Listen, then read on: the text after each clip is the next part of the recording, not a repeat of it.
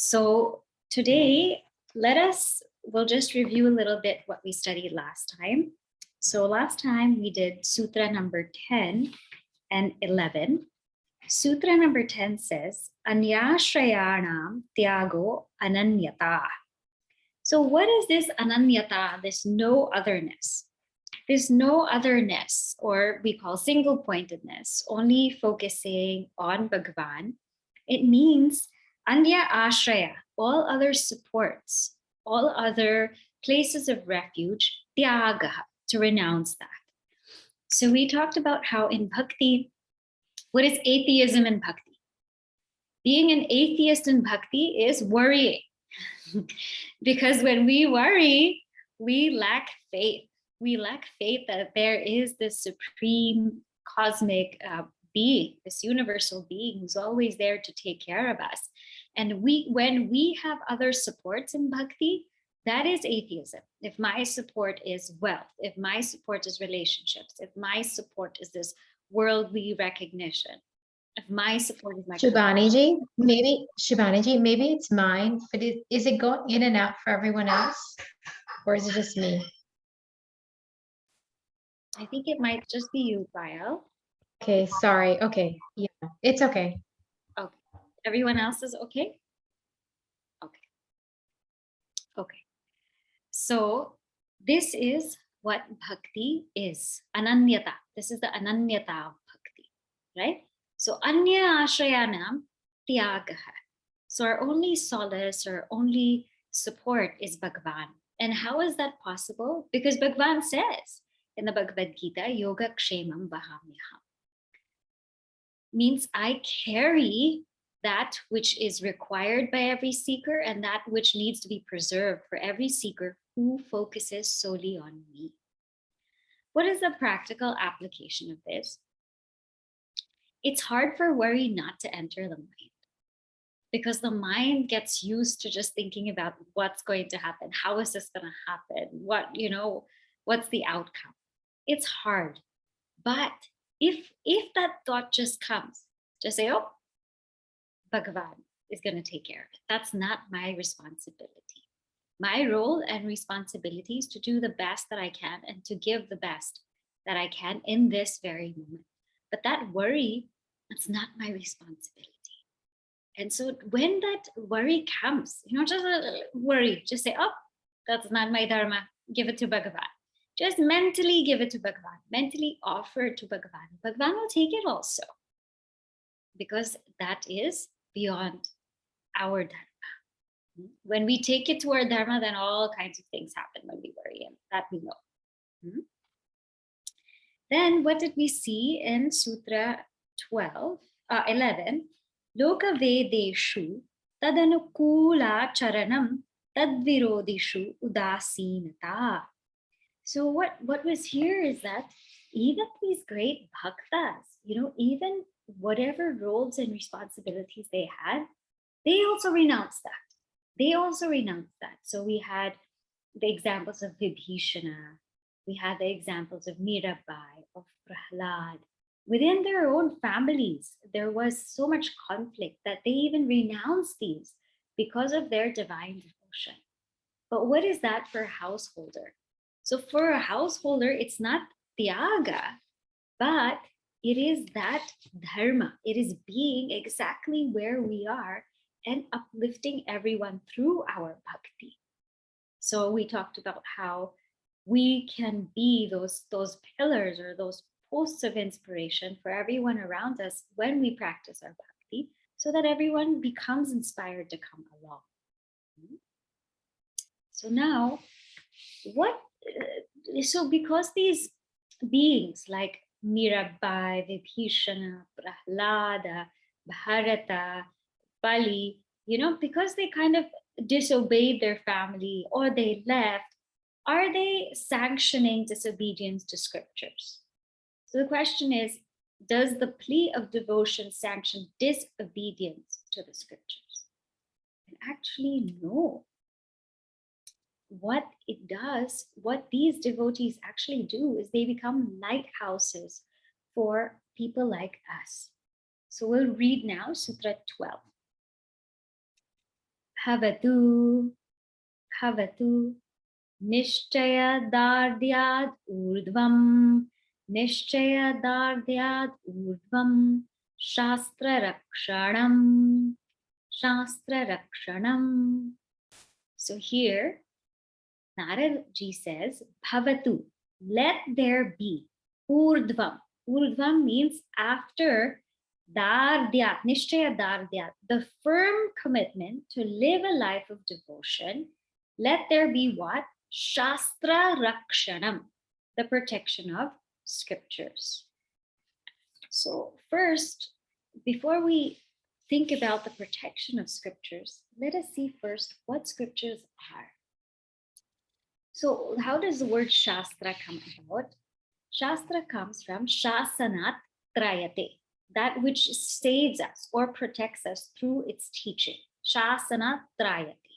Like how mantra is Mananat Trayate, the one who protects us, the one who protects the person who contemplates on it. That is called mantra. And Shastra is also Hitam Upadishyati, that which teaches us what is good for us. So now here, let's think about how our scriptures look at Shastra. Our scriptures themselves tell us who they are, and that's the most beautiful thing. Shastra to us is a living being. When we see it in Brihadaranyaka Upanishad, Yasya Nishvasitam Veda, that the Vedas are actually the breath of Bhagavan. When we see Srimad Bhagavatam, it is said that Bhagavatam is Sakshat Shri Krishna. That is, Shri Krishna's avatara is Bhagavatam. When we see Srimad Bhagavad Gita, it says Amba Tvam Anusandadhami. We call Bhagavad Gita Amba. And another term for a Shastra is Shruti Mata. We actually call her Mata. So we see our scriptures as living beings. They're not just books. They're not just texts. And they're not just a body of knowledge. They're an actual being of knowledge. And I want to read to you like a very beautiful quote here. This comes in Kathopanishad. And what it says here is, Matra Pitra Sahasrebhyaha api hiteshina vedena upadishtam. So it says that our scriptures, Matra Pitra Sahasrebhyaha api, are more than 1,000 times our mothers and fathers. By wishing us, by providing for our welfare, by showing us the right path, they're 1,000 times more than our parents. Their good wishes are 1,000 times more. And so therefore it says, Atmektva darshanam shanta darpaihi adaraniyam iti artha. Therefore, one should respect these shastras, these scriptures. Now, how is it that they have 1,000 times more compassion than our mother and father, than our parents? You see, our parents and us also, when people ask us something, we can repeat it 1 time, 2 times, 3 times. After that, we're like, didn't you get it? But just look at our Shastra. How many times do they repeat the same thing over and over again? And not only, they don't repeat the same thing like it is. They find so many ways to say it so that we get it. Whenever I think about Adi Shankaracharya ji, my heart melts, because how many ways, how many prakarana granthas will he write the same thing? In different angles. How many commentaries will he write? How much he explained the Bhagavad Gita and the Upanishads, just for us to really get it. So that Shastra that is brought out is so incredibly compassionate. So Shastra first is a living being, and it protects us. So we should also protect it. Right? Protection of the Shastra is actually part of our Pancha Mahayagnya. I've spoken about this before, so I'm sure you remember. One of our 5 yajnas, 5 things that we're supposed to do every day, it's called Brahma Yajna or Rishi Yajna, where we have to engage in Shastra, in keeping, sustaining, maintaining, and learning our Shastra. That is part of our dharma, of our daily dharma. Huh? So what is it? What does it mean to protect Shastra? So the first thing is to study it, to study it. And how to study, not just look online and see this article and see that article, but study the source text. That's also important. Study where it's coming from and with a qualified teacher. Sometimes we study things, but it's from a different source or from a source which we cannot trace. So we don't know if it's original or not. We could have just heard it, or we could have just, somebody could just forward that to us and we're studying that. But how do we know that Shastra? So Shastra means go to that text, go to that source and study with someone who is very clear on that. Because another thing is that if we just study by ourselves, we have a tendency to misinterpret or to twist things around, or we might take things out of context. Or worse is that we may take things to suit our likes and dislikes. Shastra may be trying to take us to this level, but because I'm here, I said, oh, it's not really possible. I don't think this contentment in worldly life is, I don't think, one can really practice or be content in worldly life. I don't think a person can really 100% practice dharma. So what we do is we take the Shastra and we lower it to our level. I think what Adi Shankaracharya ji meant when he said ekagrata is you're just sometimes being focused. So we'll take that and we'll bring it down if we study on our own, because we have not reached those heights that our saints and sages have reached. So we will think it's not possible. We would say it's not possible, and so therefore, I don't think that's what he meant. Or we can even, something simple like Hanuman Chalisa. Sometimes the teachers in Balviar don't want to teach that Hanumanji leaped over, he leapt over the ocean, so many yojanas and all of that. So how did Hanumanji jump?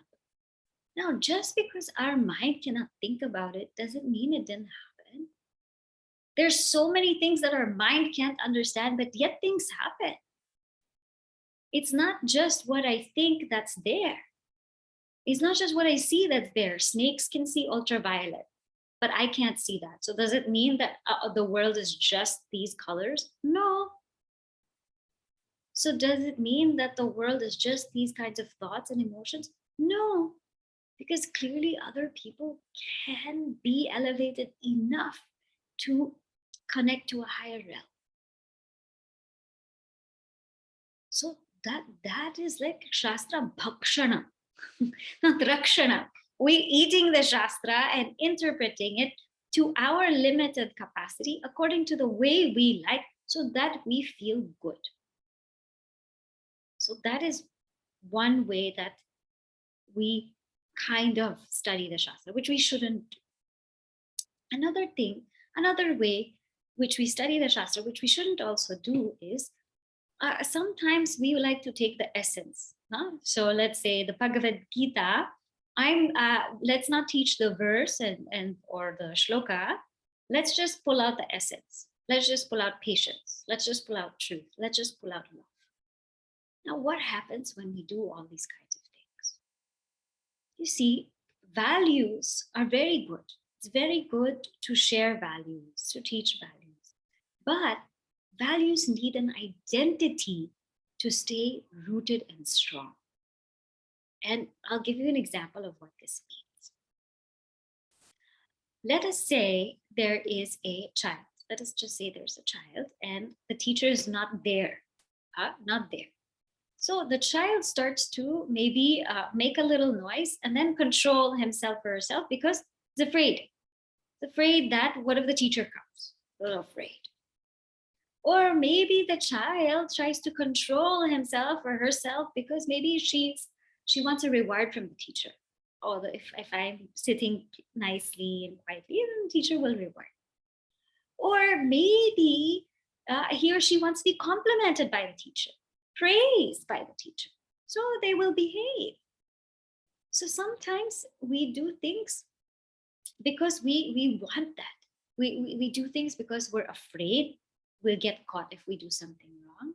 We do something because we know we'll get a reward. Or we do something because we want to be praised and we want to be recognized and we want our attention. But what if this child has learned growing up, Acharya Devo Bhava, Atithi Devo Bhava? That is part of your culture. Satyam Vada, Dharmam Chara, Matra Devo Bhava, Pitra Devo Bhava, Acharya Devo Bhava. What if a child has learned that? That respect your teachers because they are a source of knowledge. Now, it's not like the child will behave out of fear, out of a reward, or out of wanting some kind of compliment, but the child will behave because they believe in it. And that's much more powerful. That's much more powerful for a value to stay rather than all of these other factors. So that value, if it just comes loosely, that's why Gurudev says values are not taught, they're caught. If it just comes loosely, love and caring and kindness, but if it's not ingrained into the identity, it's not so easy to root. Another example is how we treat other beings. Now, we said, okay, be kind to everybody. Be kind to everybody. But, what if somebody is just so rude to me? Why should I be kind to them? Right? So all these questions will come. Why will I be kind if somebody is rude? And I'm having a bad day, so why should I be kind? So all of these questions will come. But what if that value is rooted in, I see oneness in everybody. The oneness in you is the oneness in me. Then that value gets rooted. And also, our scriptures provide such a vast method because there's so many stories and there's so many scenarios that can help us remind us of this fact. For example, Acharya Devo Bhava, we can look at Mahabharata, how Yudhishthira sought blessings before fighting the war, how Sri Rama sought blessings before picking up the Shiva Dhanush. So just seeing this vastness and rooting ourselves in the scripture, the values also get rooted. So there's a question here. Shastra like Gita and Brahma Sutra have multiple commentaries. The primary reason for this is different interpretations of the verses. So did different acharyas do a disservice towards Shastra by writing diverging commentaries? So absolutely not. So yes, this will happen, that there's different commentaries, right? I was just thinking, now, I have to do one talk. So I told them, let's do Jnana and Bhakti, Brahma Sutra and Bhakti Sutra, right? And show the similarities between them. So here, they're not doing a disservice because they're writing from the path that they are propagating. So for example, Brahma Sutra can be written from a Dvaita standpoint, or Vishishta Dvaita or Advaita, Bhagavad Gita also. That's not a disservice, but that's actually taking those people, some people are in the path of Dvaita, so that gives them a way to understand the Bhagavad Gita. Because they might not relate to Advaita. Somebody on the path of Vishishta Advaita, that gives them a way to understand the Gita. And somebody who's in Advaita Vedanta, that gives them also another way. So these are all just beautiful ways to take people along, because not everybody can think the same way. So actually, rather than doing a disservice, they did a great service to be able to match these different minds. But how should we see it? Though we shouldn't see these paths as different. they're all stages. They're all stages. All these paths, they're different in one sense, but if you look at it at the whole holistic picture, they're all stages to the same truth. They're all coming to the same truth. They all have the same purpose. The definitions of moksha might be different. That is true. But the purpose is to reach some sort of divinity, right? They can all agree to that. The definition of Atman will be different. Definition of moksha, different. Some will believe in Ishvara, some not. But everyone wants to be able to manifest that divinity. Everyone wants to do it. So that is one thing that we can look at and keep it in a way of keeping our shastras together. So when we look at these commentaries, we can look at them from that angle, how actually beautiful they are. Like sometimes, I know that sometimes for Bhagavad Gita, for specific chapters, it's so nice to see how the Dvaitins actually write on it, because there's so much color and life in the way they treat the subject matter. So there's a beauty in each path. There's a definite beauty in each path. And I think we were talking about this, that from Advaita standpoint, there is no contradiction. There's absolutely no contradiction. We can all agree that everyone wants to manifest that divinity. We can all agree at least to that. So let's focus on what we can agree. So that's Shastra for us. Shastra is a living being. It's a living being, and that's why we also, like we do pranam to our Shastra, to our Guru. We do pranam. And so 2 points I've told you, that in terms of learning our Shastra, learn it properly from a proper source, from a proper teacher, and avoid trying to interpret it with our own limitations. And 2 is, don't just like extract and say, okay, yeah, patience and love and this and that, that's what it. Take the whole Shastra. Take the whole Shastra, so that you can see the beauty of it and the depth of it. And also there's a preserving aspect, right? You think of how many Upanishads there were in Muktika Upanishad. 108 Upanishads were mentioned, but of course there were much more Upanishads. But today we study like 10 Upanishads, 10, 11 Upanishads. So think how everything's becoming less and less and less. And if we don't preserve it, if we don't chant it, if we don't say it, then what will happen? All this beauty will just be lost. So it is our dharma to do that rakshana, to do that protection of Shastra. Another way to do Shastra rakshana is, of course, to share it. But now this is where we have to look at our great masters. Huh? They shared it without losing the essence, but making it meet the modern society, or making it meet the needs of the times. So when we look at Puja Gurudev, he brought the Shastra, but he used methods like the BMI chart, right? And then he used so many beautiful stories and examples to bring home the point of the Shastra to the people today. So when we also share Shastra, we cannot share as it was written, but we can share the essence in a way that it meets the needs of people today.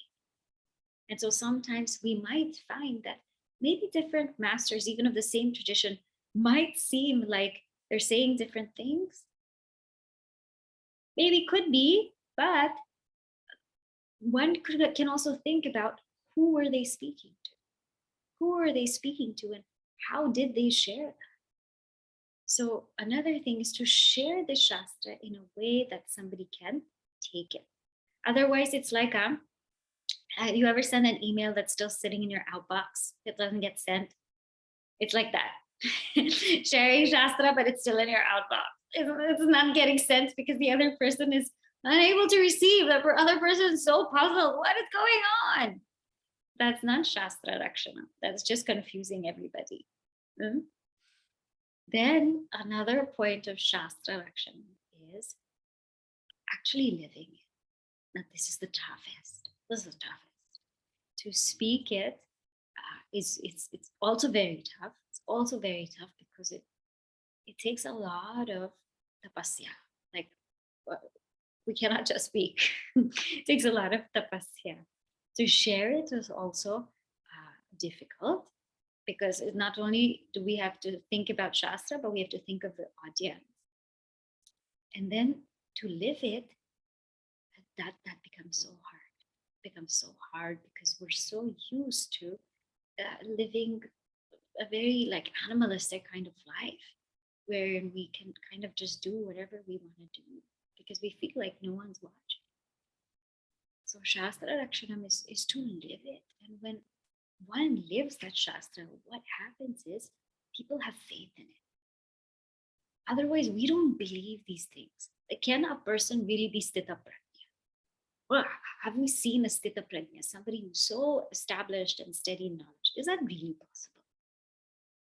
But when a person lives that Shastra and we see that, then our faith grows immensely. Yes, it is possible.